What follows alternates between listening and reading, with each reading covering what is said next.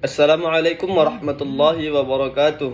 Saya Sarul Azkar Pohan NIM 0101212070 dari Prodi KPIC. Di sini saya akan menjelaskan tentang sejarah perkembangan radio. Disebutkan dalam kpi.go.id, teori Maxwell berkaitan dengan sejarah perkembangan radio. Teori ini menyatakan bahwa gerakan magnetis bisa menjelajahi atau mengarungi ruang angkasa dengan sangat cepat. Kecepatannya disebut-sebut menyerupai kecepatan cahaya, yaitu 186.000 mil per detik. Pembuktian terhadap teori ini dilakukan oleh Heinrich Hertz pada tahun 1884. Namun baru dipakai oleh Guglielmo Marconi yang saat ini dikenal sebagai penemu radio untuk tujuan yang praktis seperti mengirim tanda-tanda tanpa menggunakan kawat melintasi Samudra Atlantik. Pemakaian radio baru terlacak pada tahun 1900-an dan penggunaannya masih terbatas. Hanya untuk keperluan maritim, radio hanya dipakai untuk mengirim pesan atau kode Morse antar kapal.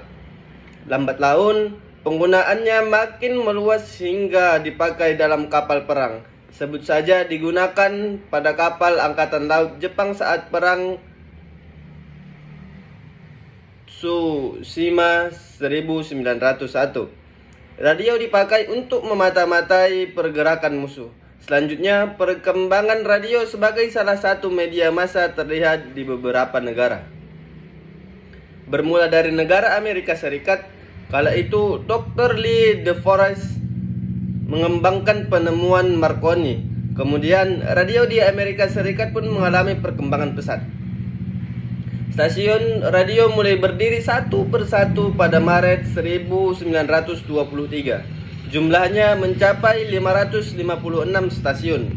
Lalu pada tahun 1926, NBC atau National Broadcasting Radio sebagai stasiun radio yang besar pun berdiri. Perkembangan radio tak berhenti di sini. Pesaing dari NBC yaitu CBS atau Columbia Broadcast System kemudian muncul.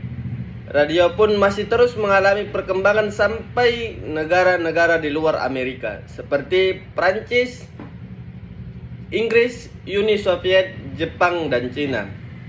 Di samping perkembangan pesat, radio juga mengalami penyempurnaan pada 1933 oleh Profesor E.H.